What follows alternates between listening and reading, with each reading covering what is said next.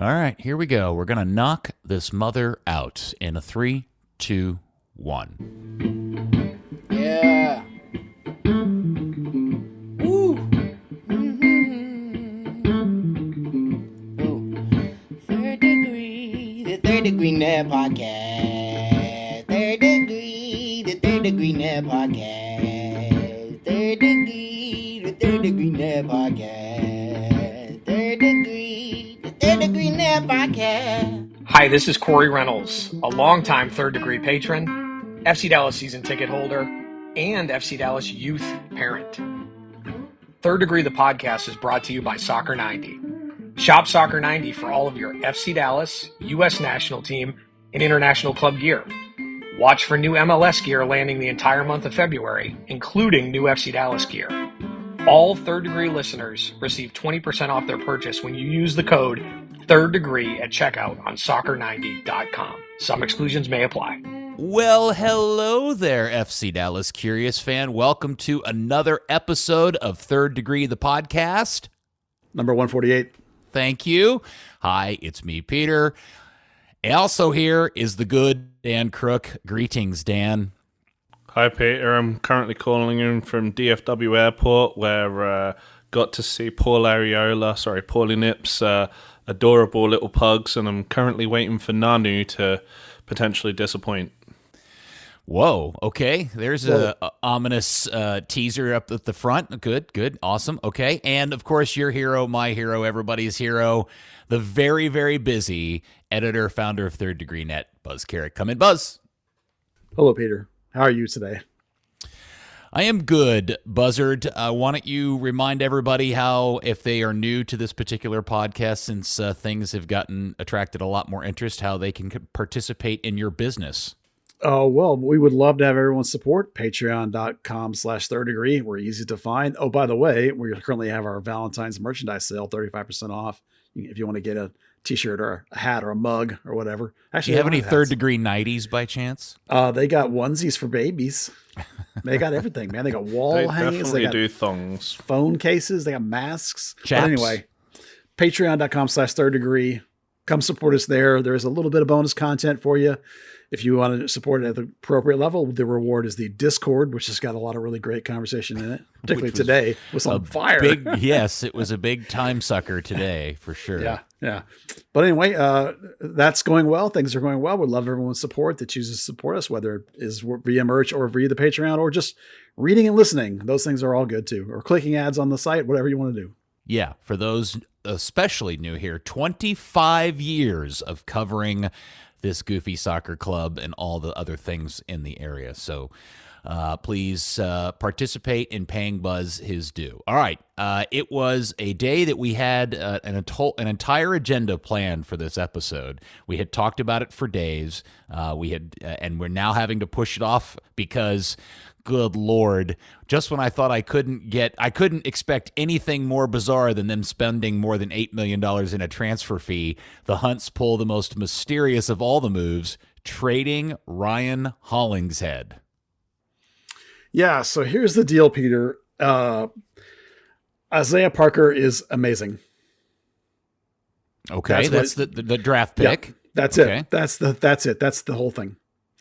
Now, I know that sounds funny, but here's the thing, right?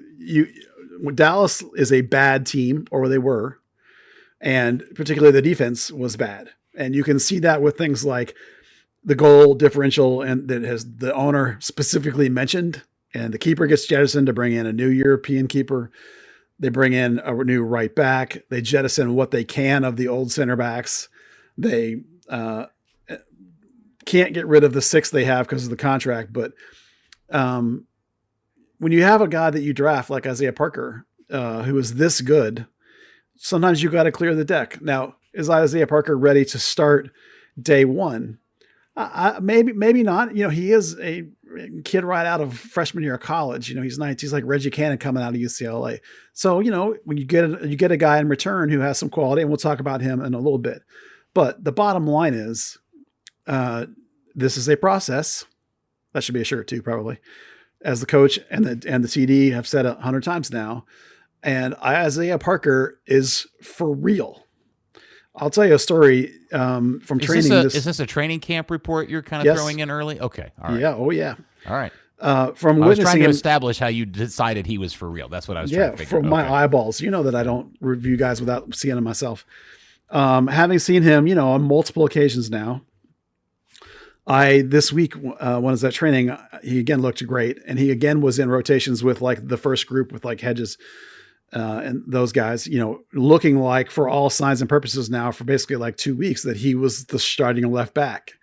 Now, to think that he beat out Ryan Hollingshead is ridiculous.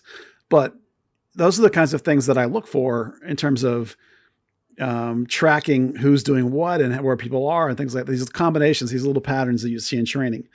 And it was enough for me to think, wow, he's legitimately in competition. And on top of the fact, just watching him with my own eyes, he's significantly better than most usual draft picks. Like usually draft picks come in and they're a mess. Some of the other ones are a mess. We'll talk about that too later. But Isaiah Parker is not a mess. Isaiah Parker is legit already. And when we got to the end of the session and Coach Nico Esteves came over, I opened with a question about Parker because I said to him, listen, I've seen Parker enough now. I recognize that he is better than your usual draft pick. And I see what you're doing with him in terms of rotations and training. Is he legitimately in competition for left back? And in hindsight, I think Coach got caught off guard by that because his eyes opened a little bit wider. And then I got a coach speak answer, not a real answer. I got an answer about everyone's in competition. We're looking at blah, blah, blah. Everyone trying different combinations, a bunch of junk that means nothing. Right. So we've talked before. I've talked before. You guys know this, and people listening have probably heard me say this, is that you have to be brutal in the off season of professional sports in general and soccer specifically, especially when you have a bad team. You have to look at Ryan Hollingshead's ability. Yes, right now he's on top of this league as one of the left backs, but we're starting to see signs of tailing off with him. Unquestionably, he is 30-ish, 30 going on 31 maybe, I think already, right? So if this is a process and your new coach and your TD are looking at a 2, 3, whatever year process, Ryan Hollingshead won't be able to help you at the end of that process. He can help you now, absolutely. So when I say Isaiah Parker's the real deal, if I had to win a soccer game today, do I take him over Ryan Hollingshead as my starter? No, of course not. But if you have a guy that's as good as I think Isaiah Parker is from my own witnessing in him and training now, this is not because somebody else told me that. It's because I think he is watching him.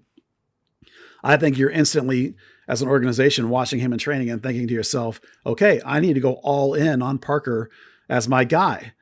Maybe he's not the opening day starter, but by the end of this year, I want him to be the starter. And so if you can get a guy back if you can get whatever you can get for Ryan Hollingshead, and in this case, you get a guy that's good enough that he can't start in MLS. And so if Parker, for whatever reason, it goes horribly wrong and he turns out to not be good, you've got a guy that is at least got 10 years ahead of him of play at an MLS level. So to me, the bottom line is, and you could talk about all the other off-field reasons why Ryan, to LA makes sense. The bottom line is Isaiah Parker is legit, and he's legit enough that they dumped Ryan Hollingshead. All right, so this was not the answer I was anticipating, Buzz. I was leaning more towards this was either purely kind of an indication of a significant change in the tactical structure of this team between new and old manager, meaning that what they expected left back to do under Lucci is very different under Nico. And then, of course, the aforementioned just personal issues. Ryan and his family and his wife met in college in L.A. His entire family's from California. Maybe there had been. So I guess my question for you, Dan, is how much do you think of this as a mix of all of these things, the opportunity and the tactical structure and this new rookie player, or how much of it is just purely one of those things? I think we've heard enough from the video that the team released where Nico said, it presents a great opportunity for Ryan and his family, that, this probably was either player-led or, if it's led from FC Dallas's side with the idea of, okay, you want to go home, there's two teams that we're going to try and trade for then. Yeah, I think, what they got back is someone that probably is going to more more is not the word. It's going to better suit Nico's style. We'll see a little more in the preseason game this weekend. But Buzz, more so than myself, I've only got out to training once so far in preseason. But what we've seen is changes to how the fullbacks operate as maybe don't suit Ryan as much as in Lucci's system, where it was really just an extension of or an extra winger. So that's why I'm confused by Buzz's conversation that he just had, which was that this is all about Isaiah Parker, because my impression is Parker is more of an offensive type left back and not somebody that you bring in because you're trying to screw down the defense. Yet the player they brought in to replace Ryan is very much, almost ironically, in the mold of Johnny Nelson, the player they let go, probably more because of his injury situation and anything else, which is more of a defensive-minded player. Yeah, Marco Farfan is a player that is a defensive first outside back, and he can actually play a little center back. But when I say this is about Parker, I mean that Isaiah Parker is the trigger for this. Like if they thought Parker was just okay, then they wouldn't be doing this deal, because like once you decide that Ryan is surplus, then you go back to the idea about LAFC has been calling and asking about him for years. That's the first thing you do is like, who of the teams in California was after him? Well, it was LA. Can they give us a piece we like? Yes, they can. Then you're doing right by the player and sending him where you want him to be. But you can rest assured that if they didn't think Parker was legit, they would have kept Ryan. Now, it is true that, as Dan says, there is a shift in the tactical nature of this team compared to when Lucci was here, and I want to talk more about it later. But you remember that Andre Zanata said a lot of the moves that they're going to make are about players who play the way the coach wants them to. And how many times have we talked about Ryan, as offensive as he is, that he's an outside in player? He comes in underneath all the time, right? Mm-hmm. Well, coach, when talking about Paxton Pomykal, for example, Coach Seves now has mentioned spaces all the time, and that Paxton is central. So if Ryan's coming into that space all the time, he's wrecking that space that they want Pomykal to occupy. So you need an outside back. You want a modern style attacking outside back. This is the 4-3-3 that the United States plays. Look at their outside backs. It is that kind of outside back. But you want the guy that plays the line like Robinson does for the national team, or like Cannon and Reynolds and Dest and Yedlin and anybody else does on the right. You want a guy who occupies the wide space, goes to the end, and exploits those outer half spaces, not the inner half spaces. So regardless of how good Ryan is, there is a tactical change happening, but it's not for a Johnny Nelson. It's for a Jedi Robinson. Does that make sense? Oh, no, it totally makes sense. But the part that I'm confused by is that if Parker is the trigger, you're not suggesting that Parker is going to be a starting defensive, more natured back. I mean, I guess, again, I was thinking Parker was more in the mold of the attacking modern fullback that does come inside or does go at defenders in the attacking third, not more of crossing balls from deep and not getting too deep into the attacking half of the field, which my impression, based on what I've heard you say about preseason and Dan say about preseason, is more how Nico's going to play those guys. Well, perhaps we've not done a good job of communicating it then, because what they definitely don't think about the way the national team plays with the Pulisic style and the Gio Reyna style wings, who are false wings, who come inside and underneath, again, occupying the same half space that the 8's going to be occupying. So if you have those kind of wings, which Velasco will be. Velasco, yeah, as Dan says, Velasco will be, that Polly Nipples is, right? So you're, especially on the left side, Schoon again. Hold on, wait a sec. Stop for a second. It's Polly Nips, not Polly Nipples. Oh, it's very nipply in here all of a sudden. Again, Schoon, that middle half space again, right? So Parker is a winger that's converting to outside back, but he's more of so far that I've watched him, and now 3 weeks of training, he's a hug the line, vertical outside attacking back, modern style, but pressing wide, not necessarily unwilling to go at people and exploit those gaps like Ryan did, but I'm talking about that underneath almost like a central midfielder that Ryan did all the time that gets in the way if you're having false wings and if you're having Paxton in there. So that's a big difference in terms of the half space you're occupying and the style you're occupying. So I was trying to think, based on what you're saying, Buzz, when was the last time Dallas had a draft pick that actually put in serious minutes in the course of their rookie season? And I'm sure somebody's going to go, there's an obvious one, but I can't think of one off the top of my head. Tesho? Who? Yeah, Tesho. Ah, okay. Tesho played quite a bit his rookie season. Yeah, Rookie of the Year. Who? He was Rookie of the Year. Right, was. okay, yeah.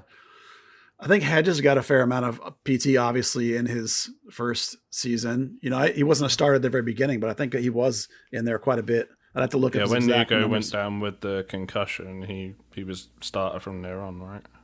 Yeah, that's what I'm saying is that, like, I'm not going to predict Parker's your opening day starter, but I am going to predict that this is a better caliber draft pick than we've seen in a long, long time. This is a GA level of like a Dax McCarty level GA, not a GA that's going to be like 3 or 4 years on loan like Imatu Amasi, who I like, but this is a different caliber player. This is a player that if he's not starting by the midpoint of this season, I'll be stunned. That's how good I think this. Yeah, I think this kid is that level of projection. All right. Well, I don't want to speculate. Well, yeah, of course I do. It's a podcast. That's what we do here. Team. Let's speculate. So I'm trying to figure out how this goes down. Is this where the coaching staff kind of quietly, because the interesting element in all of this is you're dealing with a coaching staff that is all new. They're not married or wed to anybody on this team. You know what I'm saying? They don't have those family ties like everybody else previously has. So they come in here and they look at this team and they start assessing what they do and don't have, and they see Ryan. And I think especially based on the nature of the outcry, both on social media and especially inside your Discord, I thought there's some people who are going to commit suicide today, for Christ's sake, is that maybe they're just divested from it just enough to be able to look at it holistically and go, we're seeing this. Maybe we do they go to Ryan and say, hey, Ryan, this is what's starting to this is what we're thinking. Would you be open to a trade? Or does Ryan pick up on it first and go, guys, I'm starting to sense that maybe I'm not your guy or not long-term. Would you guys be interested in moving me? Or I don't know. How does this thing happen? How does this come together? It all seems very amicable. Nobody seems upset about it other than the fans. I'm just fascinated to know how it happens. Well, Ryan missed the first week of camp. I don't know why. He does every year. He stays in California late. There you go. And he obviously has been, if you follow him on social media, you'll know that he's been working on his next career pretty aggressively the last 2 or 3 years. By the time a new coach arrives at a team like this, after he's been hired, you would have hoped he's been watching massive amounts of game tape. And certainly as a U.S. assistant and having worked for Columbus, he would know way in advance what kind of player Ryan is.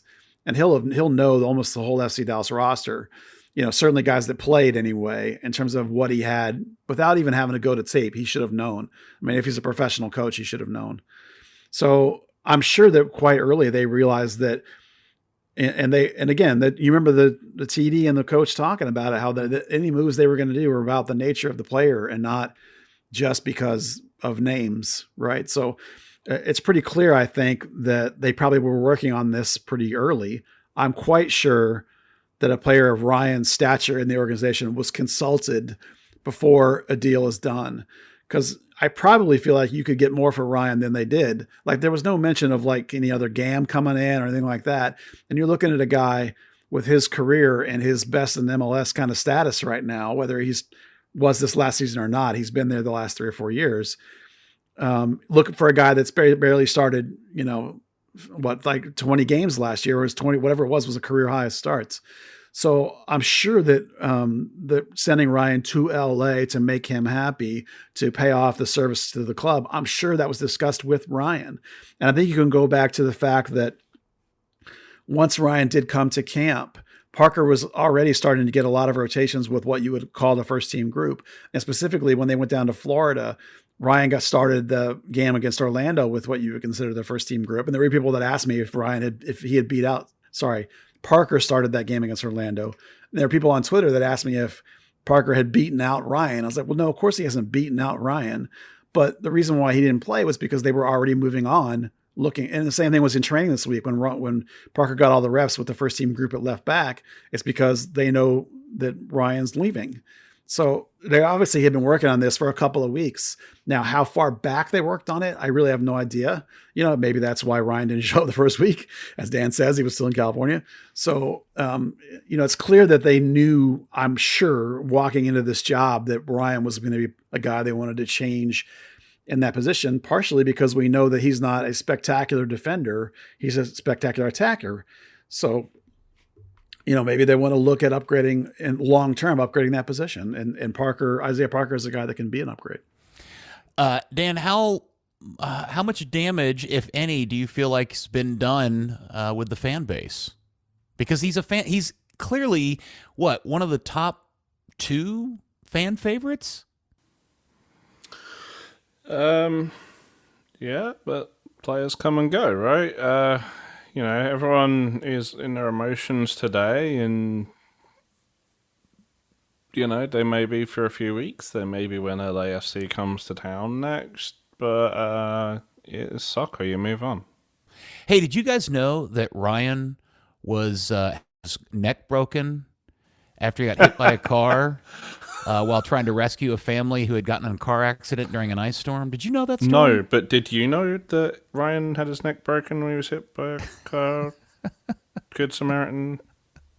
I think we're talking too much soccer to cover this. We should field it out to whatever the local equivalent of TMZ is. Could you imagine the moment of panic that went through the media relations department when they realized they had that no longer on their wheelhouse of things they could pimp out as a story anymore? Yeah, in case what are we going to promote anymore? Where's our good feel-good story? Yeah, in case anyone hadn't noticed, that's not us saying it's a small thing that happened to Ryan. It's just they flogged that horse to death. Boy, did they. And then they carry its skeleton around everywhere. To answer the real question, Peter, I think that most fans eventually will understand that you're talking about a left back who, as good as he is 30 going on 31. He'll be 31 in April. The downside, he was in the last year of his deal. Yeah, the contract was expiring. He probably wasn't going to, I bet you, I don't know, this is pure speculation. I bet you he was not interested in re-upping. I bet you he was like, no, I'm free agency. He was one of those guys eligible free agency, and I'm sure that was a huge.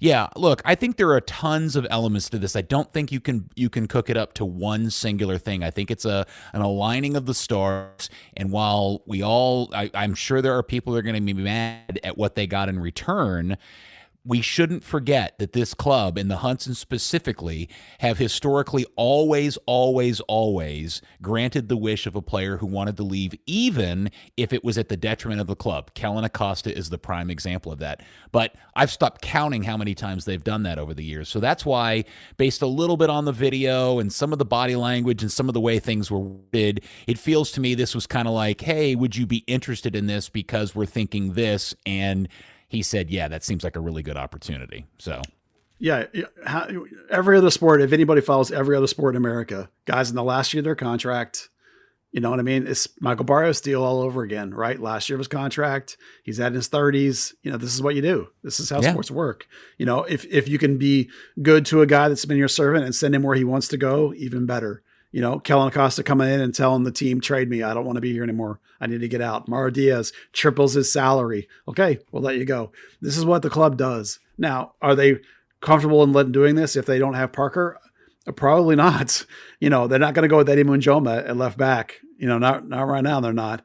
And the piece they're getting back is a guy who's going to be on 190K coming off of last year's contract. That's great value. He's proven that he can start in MLS. He can play center back if you need him to. He's more of a defensive-minded guy across the board. So if there are games, and I'll come back to this later when we talk about tactics, if there are times when you want to go with a more normal Johnny Nelson-style defensive outside back, which is possible, this guy fits your mold. Maybe earlier in the season, that's the way you go as you're trying to build from a solid defensive base. lots of things about this make complete and total sense when you try and be brutally analytic about it. All triggered by the fact that your left back converting pick you made is phenomenal. Hey, Dan, you wrote something on Twitter earlier today that I think may make some people feel better about Farfan, just specific about his playing traits and kind of his time in the league. Would you mind sharing it here, please? Yeah, I mean, I think when you kind of take the emotion away from it, you look at him, just to expand on him being a better defender and, stats maybe don't do it the best. He's not had the rub of the green so much because you had Jorge Villafana and Claudio Bravo at Portland, and he goes to LA and he's playing in a back three most of the time, which is kind of a little iffy. Goes to LA, and then they want to then go, okay, we need attack, we need guys who are doing it now. We don't need to think about a 23-year-old who may peak 4 years down the line. I mean, you've picked up a guy who is a fantastic one-on-one defender. I think when you watched him play for Portland quite often, he was the last man because he had the pace to get back. He had that not Nkosi Tafare recovery pace, but quick enough to get back, kind of make that last ditch challenge. Very clean in the opportunities that he does take, picking out his moments. Which again, if you want someone chasing back as the last man, slide in the box. You want the guy that's not going to do a Bressan rash challenge. You want the guy that's going to sort of pick his pocket. Someone who gets to the end line, hugs the touchline very well. Fantastic crosser off a left foot. Lefties are definitely a commodity anywhere, particularly in a team that's going to have that inverted winger in Velasco that kind of needs to have somebody that isn't going to cut inside, that is going to kind of give you the option to play. Because if you've got three players trying to occupy the same channel, you're going to become very predictable very quickly, or very lopsided to your right. So, yeah, even before Parker seemingly takes over, you've got at least some reliability, even outside of Nico's specific tactics. Well, I think that is the surprise of everything, is just the idea that they would get rid of a fan favorite. But if you just take a minute to kind of add up all the little clues and some of the thought process of what we think is going on there, it does begin to make a bit more sense. And I'm really tied to the concept of the fact that you have an entire new, previously unwedded coaching staff who are coming in here without emotion, just trying to get a job done. I do think that is an element that everybody should take a minute to think about. Absolutely. Yeah. I think it's just like, hey, we got to get our job done. I don't care who it is. So, I see, look, first off, I think Ryan is going to be outstanding for LAFC. If they're playing with wingers like that, that's exactly what he's built upon. And he was great for UCLA back in the day, and playing at home, I'm sure will be a good thing. That said, we spent a lot of time. I feel like last year when we talked about Ryan, I feel like I spent a lot of time wondering why he was turning the ball over in an attacking third, leaving everybody naked behind him. And he wasn't always having his best game. He had some great games, but he also didn't play as well last year. Well, nobody did last year, but you see where I'm going with that. Yeah. A lot of guys last year lost their way in the locker room, lost their joy in the locker room towards the end, which happens when you're in a losing season. It's hard to maintain your focus. I mean, look at the way Paxton's played down the stretch and his body language and such. Ryan going to a team that's in a win now mode, as their guys are getting a little older and they got to get it done within the next year or two before they reload. You're also looking at a guy Farfan who, while he is a US U23, which wasn't a great team, but he was still in, that still says something about his talent level. He's also apparently got Mexico citizenship as well. So there's a good cultural fit with the FC Dallas locker room there. There's a lot to like when you're in a longer term build, likely that FC Dallas is.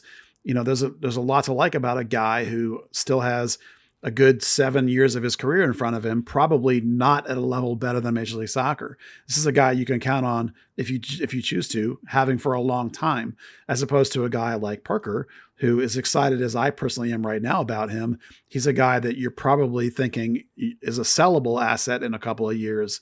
You know, he's one of these big upside guys. So there's multiple layers to building teams. You know, you're also talking about guys who might get call-ups to various teams, you know, on the left or other sides, you know, and so you need to have guys that are two capable starters at every position. And Farfan is still a capable starter at that position. And so will Parker, I think, be really, really soon. And so you're going to get a legit competition at left side back, which is hard to do because left side back players are so hard to find, actual pure lefties. You know, again, this is 2 moves now you've had to make to try and fill the hole created by failing to keep Jonathan Gomez in the organization. It always comes back to that, doesn't it? Man, it does at left back, I tell you that. Now, Buzz's famous run sheet written in crayon has a lot of things to talk about on here. And we've spent, what is it now, 45 minutes talking about probably the biggest news because Ryan is a club great, club legend, and it deserves the time. But I want to get through the rest of this stuff. Speaking of club legends, they did hire one for the coaching staff this week. Yeah, Keeny Cooper. Well, not really the coaching staff. He's going to be a brand ambassador. I think that. Sorry, you're right. Yeah. Yeah. I mean, he has for a couple of years now been a volunteer. He would show up at training every once in a while and sort of help out, you know, work on finishing with guys or, you know, worst case scenario, you can throw him in a drill if you need a body, you know, not all the time, not paid that I knew of at the time, just a guy the organization liked. And it was looking to learn about coaching because Keeny does clinic work with kids mostly, you know, for skill-based clinics or one-on-one kind of training. That's his business. So brand ambassador kind of fits in well with that. They mentioned him doing digital stuff and media stuff. So I think you'll probably see him on TV. You'll hear him on the radio. He'll get out in the community. Essentially, this is the exact same role Bobby Ryan filled when Bobby Ryan was here. They didn't call it a brand ambassador. Hence the thing about Keeny being the first brand ambassador, even though it's the exact same thing, other than I don't think Keeny will be a color guy on the TV. I don't think that'll happen, but you know, he'll do all kinds of other stuff that Bobby Ryan was doing. Yeah, it's exciting news. Everybody loves Keeny Cooper, and he is a fantastic addition, and he will be perfect for that role. I was annoyed by them also calling him the first official brand ambassador because I think while he didn't have the title, we all know that actually belongs to Bobby Ryan, but that also is a byproduct of having a turnstile front office that has no pass on of institutional knowledge, and sometimes people don't know what they're talking about when they write up press releases. It's still extremely annoying, but the move in general is good things. All right, and the other big thing this week was you, Dan, you in particular, this is your big moment here on the podcast because it appears, especially after the sneak video that came out from the league today with Jesus zipping up a track jacket with a slight reveal, if you look at the frame-by-frame of the new home 2022 FC Dallas jersey, it looks an awful lot like one I saw on the Third Degree website this week. Yeah, I was a little bit disappointed. I saw some things that weren't quite what we'd done, and I was maybe being a bit too pedantic on it. But yeah, there's a new jersey coming out. It has 2 sleeves, it has a neck hole, and a hole to put your body. Well, that seems like a proper shirt. Awesome. Having just Googled pedantic, you definitely were being too pedantic. Because your mock-up is, once again, as it is every year, it was pretty damn on the money based on the reveal. I mean, it's not exactly the same, but that's impossible to be exactly the same. You know, it's pretty damn good and pretty on the money. So if you haven't seen it yet, the shirt is red, and the exciting news, at least for me, because I think I am saying this, I don't want to speak for the two of you, but I tend to believe that the three of us have been the big ambassadors of the idea, ambassador, preachers of the idea of a red and blue hooped shirt, navy blue shirt for some time, for a while. And this new shirt actually kind of shades toward that with a red shirt with blue hoops, except they're not solid. They're kind of this digital swooshy line looking design.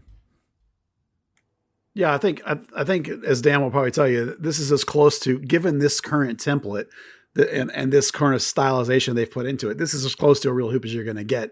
And we're assuming it's going to have white numbers, which will be really nice. The one thing what's not in the Jesus picture is our personal preference for white shorts. But they always show the Dallas kit with blue shorts, and then we still see white shorts at one point or another. So hopefully that'll still be in the mix. All right, Dan, you drew this thing. How would you describe the way they applied the hoop design? So Adidas have been doing this kind of weird thing where they play around with little like slashes and halftones and that. Particularly if you see anything made with my team creation platform. It's basically if you open up MS Paint, let's go old school. You paint your screen red. You click on the navy blue. You get your little font text editor part up, and you just hit the / key, and you hold it, and you hold it, and you hold it. And you end up with 1 billion backslashes in navy blue on top of a field of red. Exactly. And then, but they gradually get a bit smaller, a bit further apart as it goes down. It looks, I like it personally. I'm interested to see exactly how it is going to look for real, because we were basing it off of some images that we'd seen that the team had created that just hadn't necessarily been seen by the public yet. There is, by the looks of the actual real thing, a fifth hoop that is markedly smaller. So I'm definitely on the fence whether I'm buying that one right now. But I think that's cool. We mocked it up with white shorts, just didn't put it out publicly. I definitely prefer it with the blue, the same as I did with the last one. Yeah. The white just doesn't, it just throws it off a bit for me. Okay. I mean, and the thing with the white shorts is we never know with FC Dallas, because the one year they went fully with white shorts, that was a mistake. They were never supposed to see the light of day, but somebody accidentally packed them for MLS Media Day, and that was all that Fabian Castillo had to wear, so that's what he wore. And everyone went, oh my God, they look great with that jersey. So they went with it. By the way, given the Adidas method of the 15-month timeline, that means they will have already approved next year's new away kit, which I always think is fun to think about. The fact that when we get a brand new kit, it's like the one that follows it, it's already done. That's kind of... That is weird. Yeah, the fact that this has been in process for some time. It's the best looking shirt. The other thing we should mention is, because it'll confuse everybody, Dallas did not change shirt sponsors. MTX, the local software development company, has chosen to take their brand off and promote a product. Mav IQ is their artificial intelligence platform. That seems like a very weird place to promote said product instead of a company brand, but it's their money to spend, and that's what they chose to do. So when you see the new shirt, it's not an ad for the Mavericks post-school tutoring program. It is an artificial intelligence platform that I think the company is working in collaboration with the team to build some sort of stat thing, but who knows? I think we'll see how all that plays out. Okay, now let's get through the rest of this list here. There is some Paul Ariela contract news. Yeah, that came out when the team officially confirmed that he, not only that he joined, his trade happened, but then a little bit later, they officially confirmed that he signed a new contract, because his number last year was a DP number. So the new contract, I'm sure, involves some kind of extension or some guarantees or whatever, but the new contract, he is below the DP number. And that's important because you only get 3 DPs, and they needed one for Velasco. So it's not a major development, but it is an important development to know that Ariela will not be a DP on the Dallas roster. So that's good. Okay. Dan, I understand that there was a group of fans that met him at the airport late on a particular evening, but somewhere in that mix of conversation, did I hear that he was pushing a dog around in a baby stroller? Technically, his fiance was. They have 2 pugs, and there was a little stroller. The pugs are awesome. I don't know what their names are. One is black, one is tan. One barks at the other if it gets too far away. Very friendly, very good dogs. But members of the El Matador supporters group went out to the airport again. You can see it on the blog. I got the very first words with Paul after he landed. As always. Did he understand anything you said? Yes, because he's also speaks English. Okay. All right. Just making sure. We had not an extensive chat. He was supposed to be on a media call, I think, today that I totally forgot about. Gamey and Buzz, apparently. Yeah, I totally forgot about that too. So yeah, well, that's all right. We got in there first. We're good. That's why. That's why you subscribe to the Patreon and read the blog, because we do these things. Yeah, I watched him train already. Yeah. If you go back, I think if Instagram archives videos, he was on like a broadcast that El Matador did. He sort of took Luis's phone and had a little chat with people whose viewers included Michael Barrios. Interestingly That's enough. Barrios is so bored he's watching live video streams of other teams' new players arriving at airports. Hey, he loves Dallas. Yeah, I'm sure he does. It definitely wasn't like a burn the bridge type deal. No, he was So great job on Matador once again, and Nanu arrives tomorrow as we are recording this on Thursday, and once again Third Degree will be there. Whether there's any kind of coverage that comes out of that, or I just take some pictures aimlessly, who knows? Okay, so this takes us to the part of the pod that I've most been anticipating based on some things that Buzz has cryptically said in other places over the course of the week, which is Buzz has been to training again.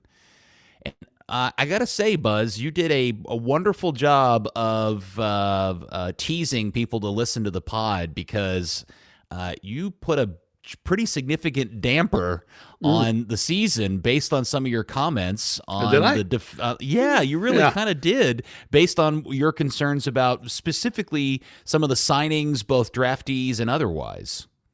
Oh, well, my damper on the signings was not from witnessing him train. It's just the Nanu signing to me, and it's not because of him. I know nothing about him. It's the track record of this club when you sign guys coming off of major year-long injuries that are being salary dumped or talent dumped by second-tier European teams. Those kinds of signings have a low success rate with this organization. And his injury is a concussion injury, correct? Yeah, and concussions, all it takes is a good training whack and your career's over. I don't belittle concussions at all. They are a significant worry when you have one that keeps you out for that long. In particular, I'm really worried.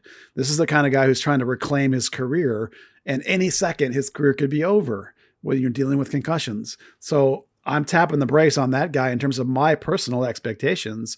I'll be pleasantly happy and shocked and surprised if he turns out to be successful. That's just where I am in terms of, like, it has nothing to do with him specifically. I've never seen him play. I'm just saying that, like, all the characteristics of this kind of signing have not worked for the club. So that was why I was tapping the brakes on that guy. Okay. Can we tap the brakes on the injury? Yeah, I know. Because I know we did. the main thing was the spinal cord, and he was out for 5 days. He's spent more time out with COVID twice now than he has for a damaged spinal cord. I said all that because some people were talking about how they were low-key excited. They thought he could be like a breakthrough diamond in the rough. They're super excited, like he's going to be this awesome player. And I'm like, no. That should not be your expectation. I'm also going to throw in here that I'm pretty sure that I read in multiple places that his concussion injury was long and extensive enough that he lost his spot to another player and never got it back. No, that was COVID. They happened like within a few weeks of each other. He came back, he played. They brought through a guy from the youth academy who is supposed to be fantastic. So he lost his rotating start, and the guy who he was splitting time with is now just the dedicated backup. Ah, okay, all right. It was kind of like more so when they signed him. A lot of people were like, "Oh, he's damaged goods. He's damaged goods." It's like, it's not really when you look at the story of it. So I'm not saying like Buzz is saying that, but I think we can kind of not necessarily put him in the realm of, he needs to have cotton wool wrapped around his head. No, but this is the kind of signing that Giassi was. It's that caliber of player. Now, of course, I want him to be better than that. I want him to be better than some of the other people that have signed. I just don't expect him to be, because these kind of signings don't usually go that great. You're talking about again, a guy that lost his spot for whatever reason at a tier 2 European team that's now looking to get rid of him. That's not a good combination. Is all How I'm old saying. is he? He's not young. 23? What'd you say? I think he's 23, isn't he? Oh, he's younger than I thought. Okay. Yeah, I tend to think, I tend to worry or be very suspect of guys coming over from Europe to Major League Soccer that for whatever the reason, just because I tend to think that, well, if you're as good as you seem to think you are, why aren't you playing in Europe? Because you're not going to make more money here than you could there unless you're just not very good. So I tend to just, my expectations are set low, and if they end up being kick-ass, then all the better for it. He's 27. All right, that's what I thought. I thought he was a little older than that. Now, Buzz, let's go. So what was the other kind of vibe you were throwing out there in terms of new players? Oh, well, other than Parker being amazing, I am not feeling at all good about the 6th overall pick, Bartlett. This is the center back, the old guy. The center back, the old guy. And I'm not talking about the technicalities of him and how he's old. I'm just talking about watching him train. He is, as the club advertised, he is fast. He is big. He is strong. He is physical. He's got pretty decent feet. He can pass okay, but you may remember there was a couple comments in some of the draft profiles on him that said something like, basically like, but he can't defend. Right? You remember that? So that's kind of where I'm at. Like, I'm watching him play and watching him train. And now you have to take early picks with a grain of salt. The guy has just made a massive, massive jump in level of play, right? A guy 24 is pretty set in his ability. He's not going to progress. So he's kind of being thrown into the fire, and he's nervous as heck. I mean, he clearly is nervous out there. He's trying to be bold. He's trying to be strong and determined. But when he makes a mistake, his body language is not good. And there are a lot of mistakes happening. Now, could he progress? Yes. Could he become useful? Sure. Right now, I think it's more likely you never see him play a single game for FC Dallas than you do see him play a game. That's where I am currently on him. Wow. Now, I'd love for him to prove me wrong, just like I will everybody they get. I always want them to prove me wrong, right? Prove me that I'm wrong about this dude. I was wrong about Cobra eventually. After like 6 months, I was wrong about him. But for the first 6 months, I was right. I don't think we were ever really wrong about Cobra. I just think he just finally, with Cobra as well, we were just reacting to the things that we saw in front of us. Yeah. Listen, I put things out there like this, but I do it based on my own viewing. I've watched the guy play for 3 weeks. I'm worried. I don't see a guy that I think is going to help this franchise as a center back. You know, they've got Hedges and Jose Martinez and Nkosi Tafari in front of him. Like the chances of that dude getting onto the field are only going to come with an injury. And right now, I'd rather see, I haven't even seen Marco Farfan yet. I'm already could tell you I'd rather see Marco Farfan get in there at center back than this guy. Well, not to jump too far into an episode, but one of the things I wanted to talk about for today in the prior agenda was this idea of getting back to why I'm still pissed off about them loaning out Justin Che, whether he wanted to go or not, because Hedges and Martinez both are coming off injury-filled seasons, and we have no idea what's in store for those two. And the idea that now you're stuck with Tafari is a great backup, but you very well may need a fourth center back several times over the course of the season, and that's where I begin to wonder if they're going to regret selling Justin Che. But we can talk more about that later on. Yeah, in another episode. This is a guy that, unless something changes right now, you do not want this guy playing in Major League Soccer. He's going to burn you. Good grief. This is not.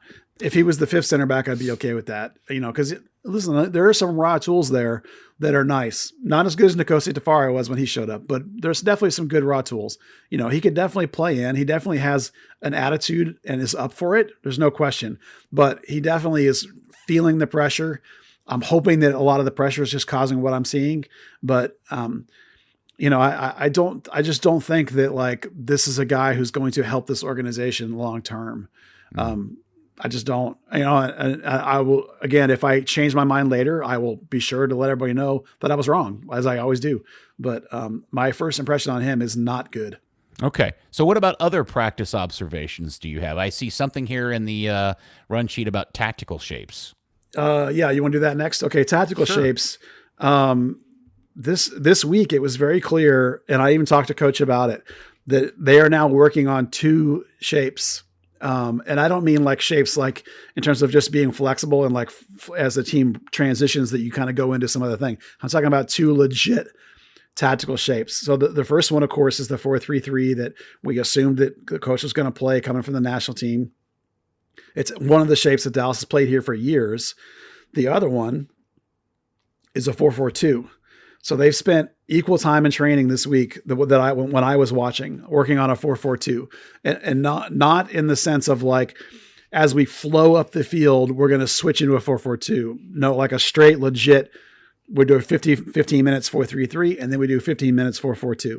And I asked Coach about that because I specifically wondered if it would be a flex idea like Bearhalter did in the early days of the national team, and he said no. He said the idea, while they are going to be flexible, the idea is that they want to be able to, from game to game, perhaps, or maybe even a certain phase of the game, just flat out switch to a 4-4-2. And the way it happens, the person that changes positions is basically Paxton. As that from that free 8 position, he goes from a flat double 8 look. He steps up and plays as a second striker, and the wings become outside mids basically. So that's what I said when I got back to the idea of if you want an outside back that's more of a Johnny Nelson style outside back, which Marco Farfan is, to play in a potential 4-4-2 at times, that's a guy that fits that mold a little better. So I think you can. I still believe that the 4-3-3 will be the most of the time default formation, but it's unusual in the spring to see a team working so concretely on a second formation. Usually they try it maybe a little bit here or there, but this was like full split 50-50 in the 2 different formations. My assumption is because they're so confident in the 4-3-3 already that they're now implementing the second conceptual idea. So that's interesting to me in terms of how the team might play. Okay, great, because there is a game this weekend up at the stadium. Season ticket holders will be able to go, and while they did announce that they will be streaming games for the rest of the preseason, this one against San Antonio is not included, correct? According to what the team has announced, yeah, that's correct. So the final 2 are streamed, but not the one on Saturday. If you want to see it, you have to figure out how to get in there with your season ticket holder friend. Or just catch the coverage on thirddegree.net later on. Well played, Dan Crooke. Well played. And then the final 2 will be streamed, as they said. And I'm hoping to get, since I won't be able to go, I'll be looking forward to seeing what you 2 chaps say about that. Buzz, you also had some injury report stuff that you wanted to talk about.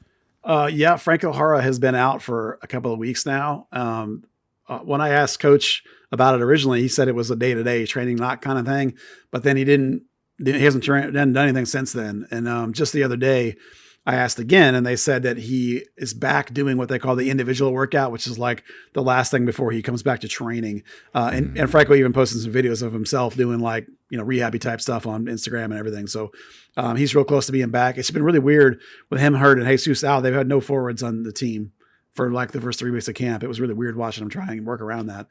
And the second thing was that Jimmy Maurer had a knock again. They even did like some scans on him and stuff. I don't know the exact technical terms of what they did. I mean, I would say MRI, but I have no idea if that's what it was. And he's apparently fine. Sponge. Yeah, magic sponge, but he's apparently fine. There's no structural or whatever. So he was expected to be back, right away. He even played in some of the stuff last week. He just was missing the 1 day of training. I was there. So that's the only injury stuff that's worth comment that I am aware of. They don't exactly trumpet the training injury stuff right now, but I only notice people are missing and ask about them. Have you seen the new Dutch goalkeeper? I have, and he's good. Oh, yeah. Like how good? He's legit. Well, I don't usually go over and watch like the keeper drills, because they're just, to me, they're kind of boring. It's just the keepers doing reaction stuff or whatever. But when he got into the full field stuff, lots of presence, plenty of size, good lateral speed. I don't know much about his game reading yet because I'm not watching full field stuff. The reactions and the shot stopping are Jesse Gonzalez level at least. Oh, wow. So, legit chance he might be up here to be the number one potentially. I mean, that spot is definitely in competition. I think he's that good. So, But the real question is, does he live up to his name and pars real well? I'm so defeated. Yeah, no, that was bad. By the way, he got an apartment down near ACC, which is kind of fun. Okay. Because he posted the pictures of it on Instagram. he's gonna regret that when he has to make that trip up the tollway back it's down, up and down. Take the dart up to Plano and be like, wait, what do you mean it doesn't go any further? Man, living in Uptown or Victory Plaza seems really kick-ass until you realize you got to suffer the tollway every day, up and down. Poor guy. Yeah, he literally has a view of the American Airlines Center front plaza there. Yeah. So much for the club's new life adjustment department. Yeah. By the way, it seems like a failure on their part in terms of real estate advice. We don't often get into off-field stuff, but are you aware of how high profile his girlfriend is? No. Yeah, she is a Vogue cover model. She is a international superstar, like top 50 famous models in the world model. Is she coming with him? Well, she's got literally millions of followers. She has more followers than FC Dallas does. I have no idea if she's coming with him, but it's like if they can't figure out how to parlay that into some kind of publicity, I got to get her on the kick around. Yeah, What's her name? I mean, I'm not into models, so I don't remember. But what her are profile. You into, Buzz? I'm into media clicks. I looked at her profile because he tagged her. I wanted to see who she was, and she's got 1.5 million followers or something. It's ridiculous. She's significantly more famous than he is. Well, I'm a 53-year-old married man for 25 years. I'm into boobs, and I want to know who she is. Well, you can look him up on his Instagram. Right. Very account. Good. Thank you. Yeah, they went to the beach instead of coming that here. was the tit around. Yeah. All right. Now that we've recovered from Dan's awful joke, do you guys want to play a brief round or a segment of Third Degree Rumor Starter? Sure, go ahead. All right. So when I hear you talk about the Franco Jara situation, is there anything to the idea that maybe something else is going on in the background in terms of potentially maybe him moving on and not being here this season because he knows he's not the starter? No. I like where your brain's at, but it's too much money. It just seems so not if he could find a club to buy him and take over. I mean, instead of buying him out, they could find a club in Mexico that would love to have his services, sell him cheaply, but the inverse is the money they save in his salary, Buzz. Yeah, that's entirely possible. Hypothetically, I see what you're saying. It just seems weird to me that he's not training with the team at all. And they, if this was a day-to-day thing a few weeks ago, now we're 3 weeks into it and he's still not training with the team. There's just something odd about that to me. Well, they did take him to Florida, even though he didn't train. They did take him with him, for team building or whatever, and his stuff on Instagram is all about, fighting for a spot and proving that he's can contribute and all that kind of stuff. So this has been a crummy episode of about Third the Degree nature Fire of the Starter. Injury? What now? Do you know anything about the nature of the injury?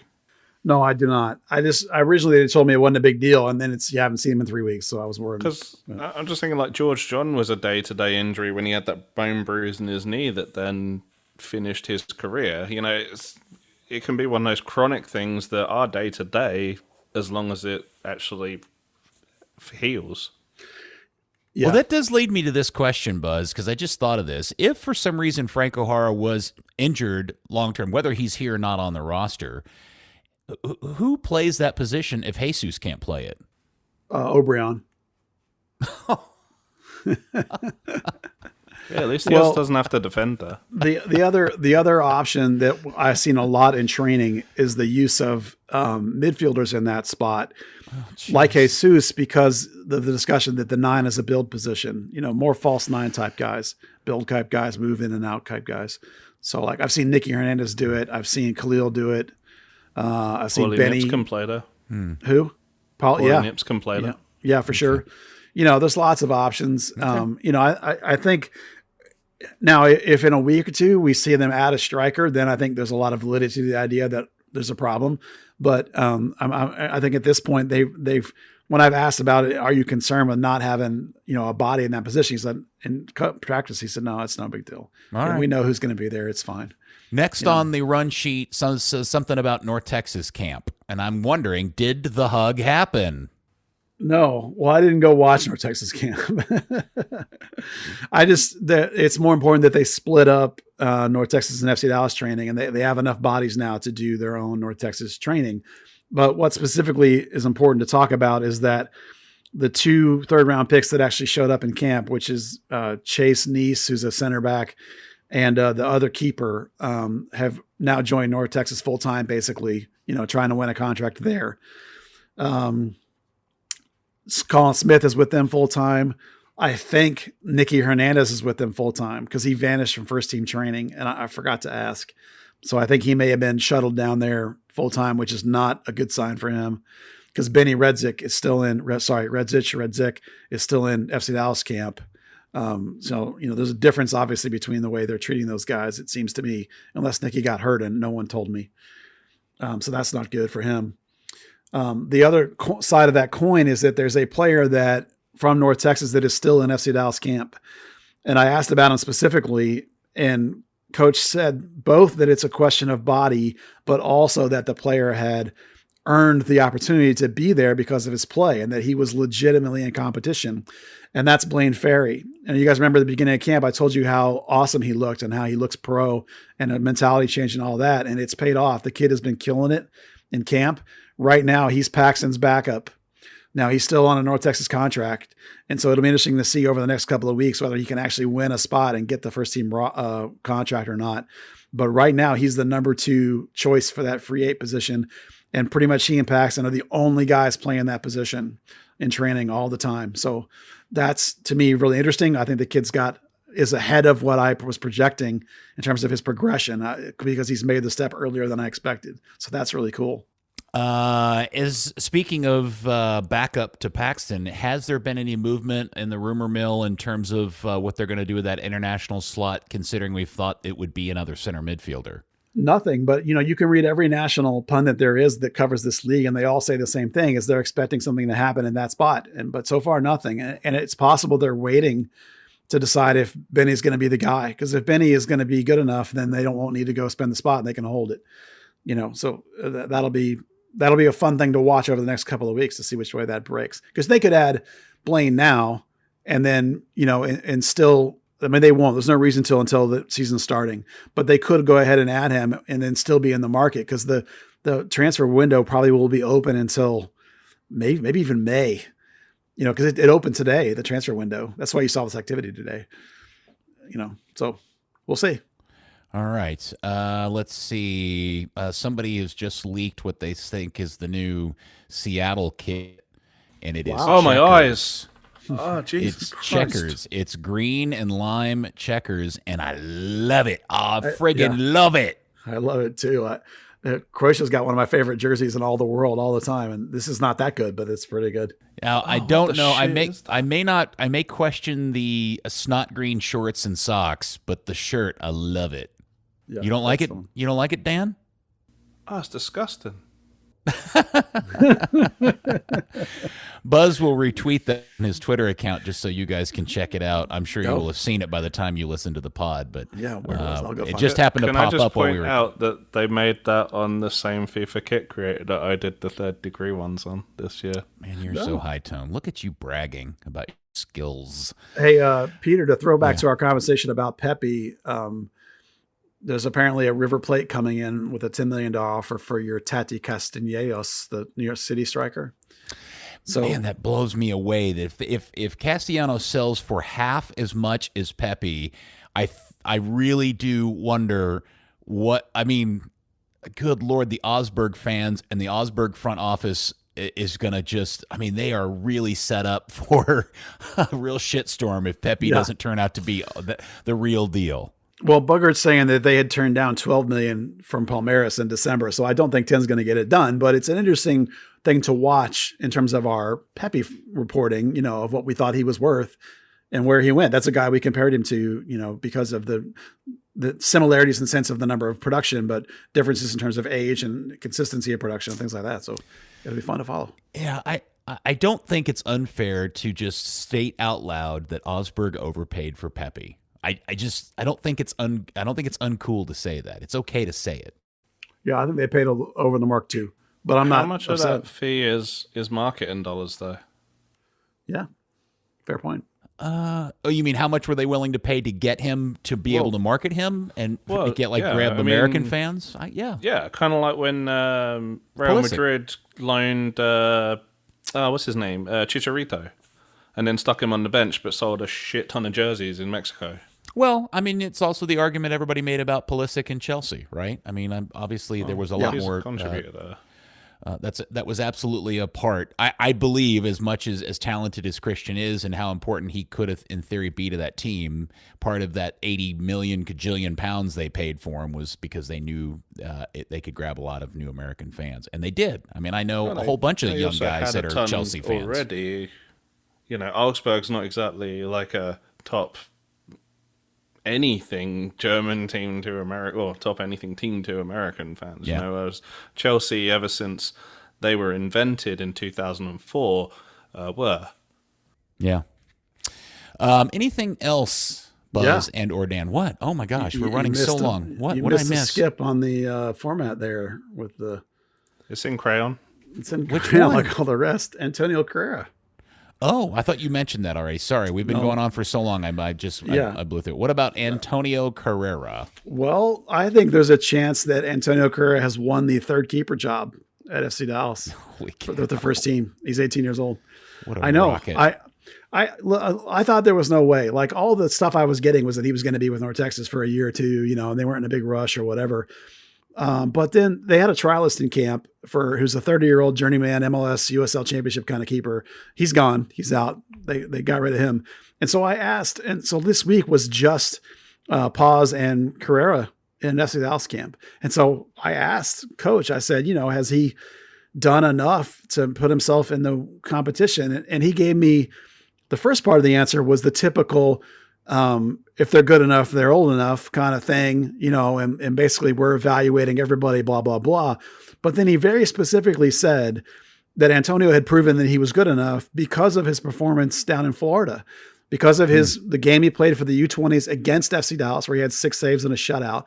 And then the game he played, I think half the game was it, and the other game against Orlando. And he said because of that, he's put himself in the picture. So again, camp's not over. But right now, there's only 3 keepers in camp, the FC Dallas camp, and Carrera is one of the 3. And so we know he's under contract with the club. And you remember I told you that the club was ready to announce him as a North Texas player. They even listed him as a North Texas player on their roster, but then nothing got announced because MLS put a kibosh on that. Well, they've opened that up because lots of teams, including North Texas, have been announcing players, and they still haven't announced Carrera. And I think it's because they're legitimately considering that he's now the 3rd keeper for FC Dallas, and it's not 100% that that's going to be the case, but it's leaning that way. And based on what I'm seeing in training again, I think he legitimately may have done it, may have won the 3rd team job. And that's amazing. Would that change would that change the type of contract they sign him to? It might mean they have to, because then they have to I don't know what kind of deal he signed, whether he had some kind of hybrid deal or a North Texas deal or what. Remember, his agent called him a homegrown. Right. So if he's going to be on the MLS roster, he for sure has to sign a real homegrown contract. Now, if that's what he already has or not, I couldn't tell you, because I think they were going to try and pretend like it was a North Texas deal, all that kind of stuff. So I actually think there's a real reevaluation happening here. And the one reason it'll be very interesting, another thing, by the way, side note, Seth Wilson, who's another good academy keeper, is with North Texas now. They invited him to camp. So the 2 keepers with North Texas are Seth Wilson, the former academy player, and the kid they drafted. And Carrera is with the first team. He's one of 3 keepers. So I imagine that Carrera will go down and play with North Texas a fair amount if he does win this 3rd team spot. But, he's going to be, it looks like he's going to be the guy. And that's amazing, because that's way ahead of his progression curve, I thought.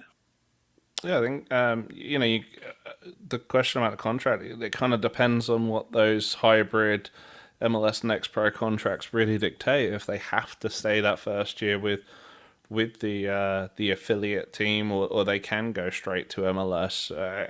If it is that case, I could see certainly some teams abusing that and kind of doing like a weird loan situation to get around the salary cap. Miami. But definitely, when we've spoken to him in preseason, that he definitely was, at least earlier on, under the impression that he was going to be very much with North Texas this year. Yeah, it's Dallas likes to leave a spot or two open and bounce guys up and down, back and forth all the time because there is that fluidity between the two teams. So it's possible that they will, keep him on a North Texas deal and only call him up if in the rare case of an injury, they actually need that third keeper, then you loan him up. Mm-hmm. But it'll mean that you don't have to carry 3 keepers on the FC Dallas roster because there's no 30-year-old guy. There's no Zobak hanging around, right? You can just go with Carrera in first team training all the time and keep an open roster spot on the FC Dallas roster, save yourself a couple $100,000 on a third keeper.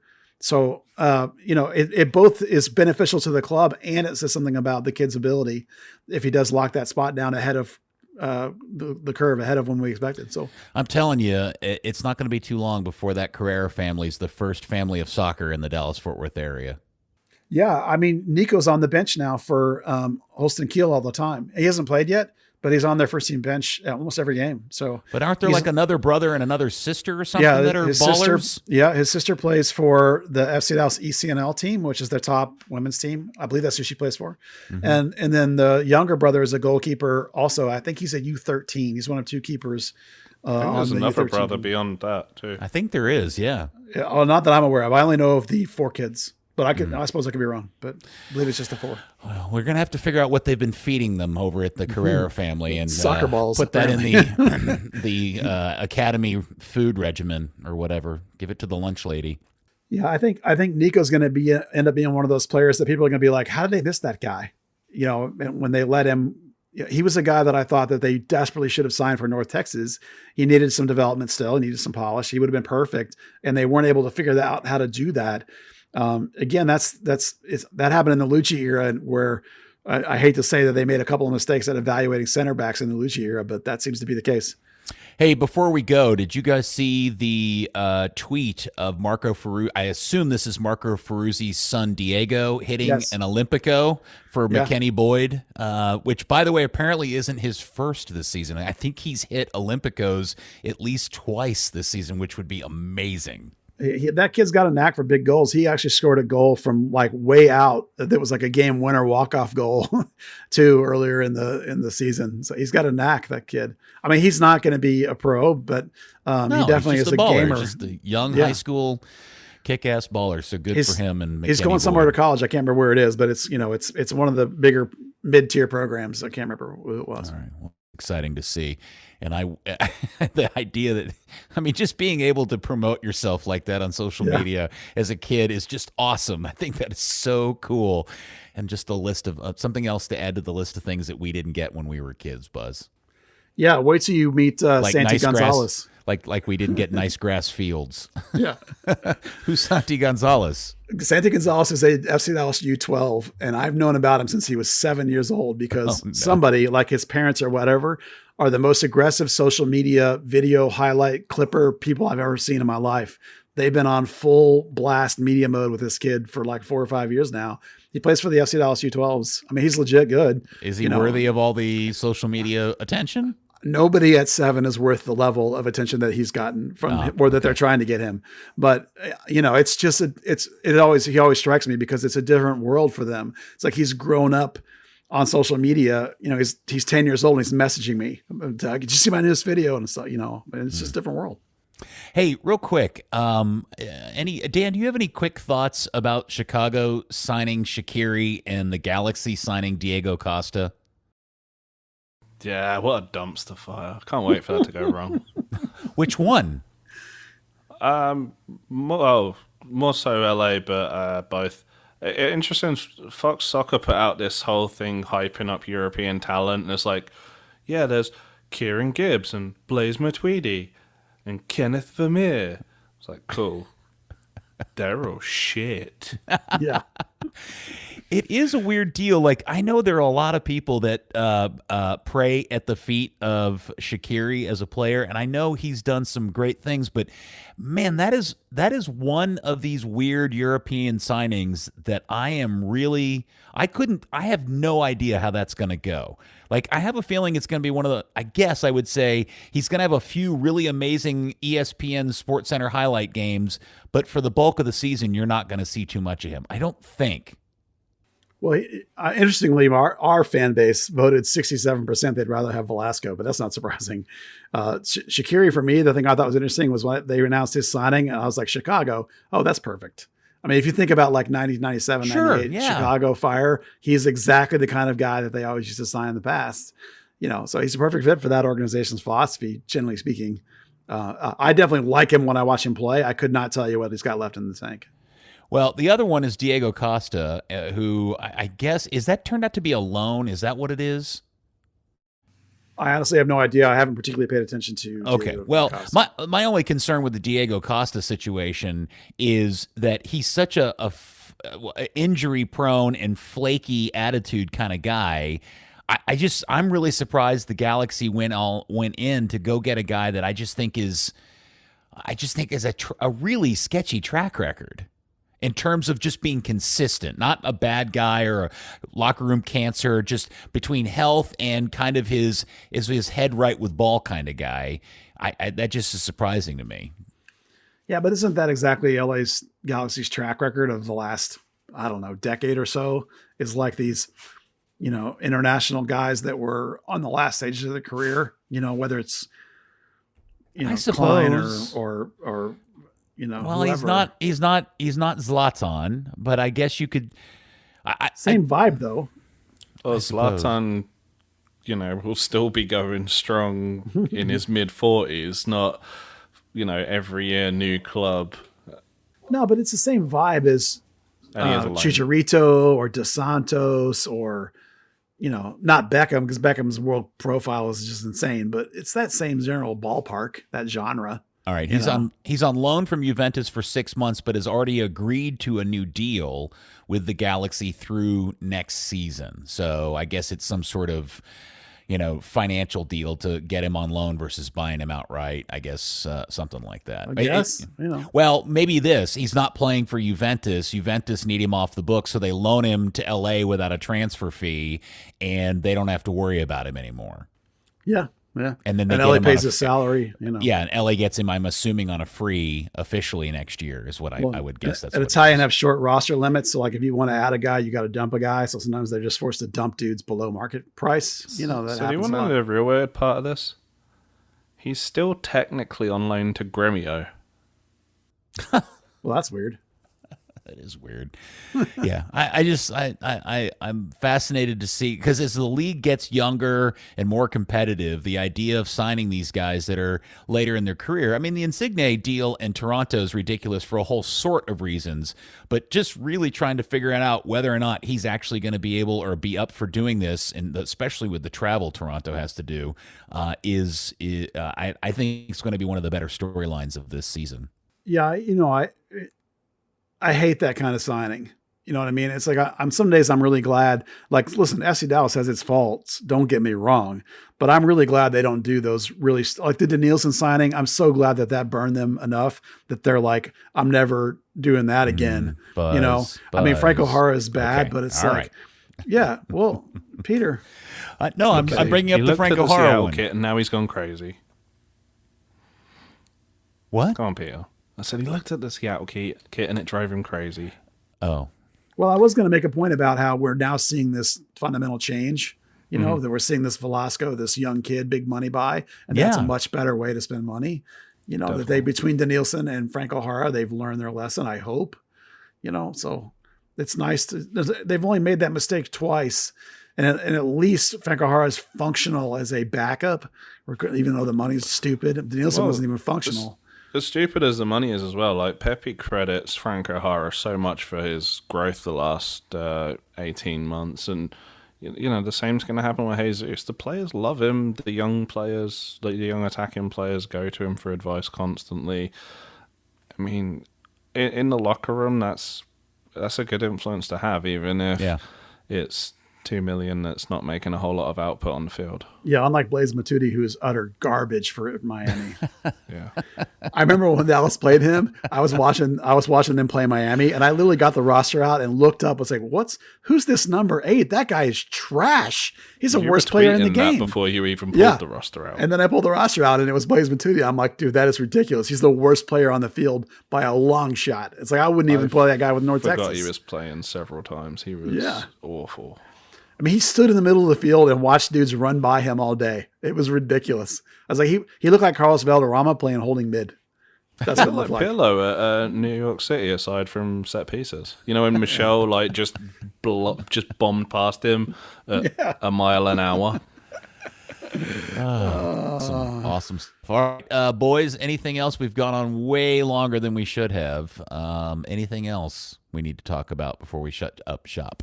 Well, the quintessential awesome FC Dallas social media guy is trumpeting the Ryan goodbye video when they talked about the family moving to California, all that stuff as the core reason behind Ryan moving.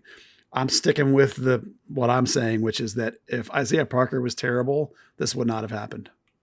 It's because Isaiah Parker is awesome that they can do this. So just wanted to revisit that in the light of people I think are very quality saying that it's about Ryan's family. Okay, sure. It definitely is partially led by him, but like you say, the trigger event is the fact that FC Dallas are able to say, you are replaceable now. Yeah, they could afford to now do this kind of move because Parker's so good.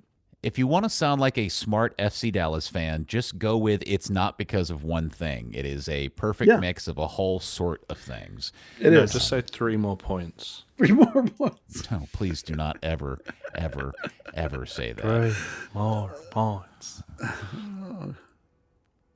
If you're going to keep up with it, I'm going to make you do it all the time. Let's not. I don't want to do that. You're run off listeners. Okay. Yeah. All right. Is that it? Is that everything? I think so. That was a lot. And that was hour 10, 15, something like that. So, yeah, I told you we had a lot to talk about today. We did. And you were right to push back the other idea to another episode. So we'll do that next week or the week after or whatever. Yeah, we got 2 more episodes before the season starts. So we got plenty of time. We'll have an actual game to review next week. That's true. Well, that'll only be 10 minutes, not an hour and 15. So we'll drag out. It'll be fine. Hey, Ryan he's a club legend. He deserves the 45 minutes of discussion. Absolutely. He does. Yeah. No, it is a massive, massive move. I'm going to have to tell Coach that he totally suckered me in when he tried to tell me that it was just about competition and practice. My quick Ryan story was his rookie season. I was in the locker room post game and I had to go to him because I noticed he was wearing all black boots, and that's my favorite in the whole world. And I went up and I said, I can't believe you're wearing those. And he goes, yeah, they're my favorite. I brought them over here, but I think they're about to break and I don't think they have any more of them. So this is the last pair. And he never got to wear all black boots ever again. So I bonded over that with Ryan Hollingshead his rookie season. Yeah, I get excited when I see guys wearing Copas. Does anybody in MLS still wear Copas? Yeah. Yeah, every once in a while you see somebody wearing them. Oh, you mean Dax Copas McCartney. or Copas or Copa Mundials? Because they're 2 different boots. Oh, I didn't realize there was a difference. I'm talking about the black and white ones, the classic Adidas. Oh, yeah. Because what used to be Adipure is now Copa. I think Dax wears those Copa Mundials. All right. Well, Nico does. Oh, okay. Well, good. That's a good sign. I'm glad to hear that. There you go. Yep. I'd love to wear Copas. My feet are just too fat to do it. You do too wide. I have wide feet. Yep. Dan, thank you, sir, for all that insight and good information. And you only deducted a few points for the bad pun. Thanks. I'll get back to waiting out for Nanu here at DFW.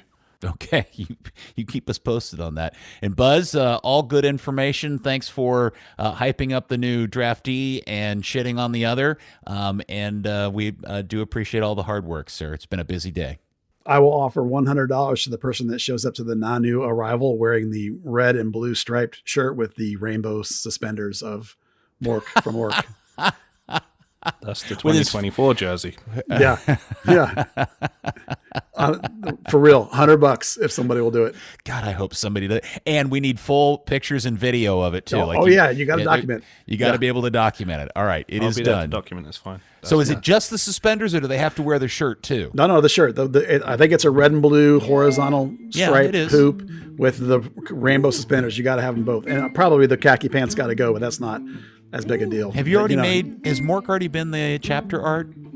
Yeah, I think when they announced his signing, he was the chapter art. Okay. We won't want to repeat that. Okay. Hi, this is Corey Reynolds. Third Degree, the podcast, is brought to you by Soccer 90. Shop Soccer 90 for all of your FC Dallas, U.S. national team, and international club gear. Watch for new MLS gear landing the entire month of February, including new FC Dallas gear. All Third Degree listeners receive 20% off their purchase when you use the code Third Degree at checkout on soccer90.com. Some exclusions may apply. Well, the challenge has been made. Will anybody accept? Yep. It's up to you, the good FC Curious fan. Thank you, and we will speak to you next week on another extremely long and detailed episode of Third Degree, the podcast. Farewell, sweet Ryan. Third Degree, the Third Degree Net Podcast. Third Degree, the Third Degree Net Podcast. Third Degree, the Third Degree Net Podcast. Third Degree, the Third Degree Net Podcast.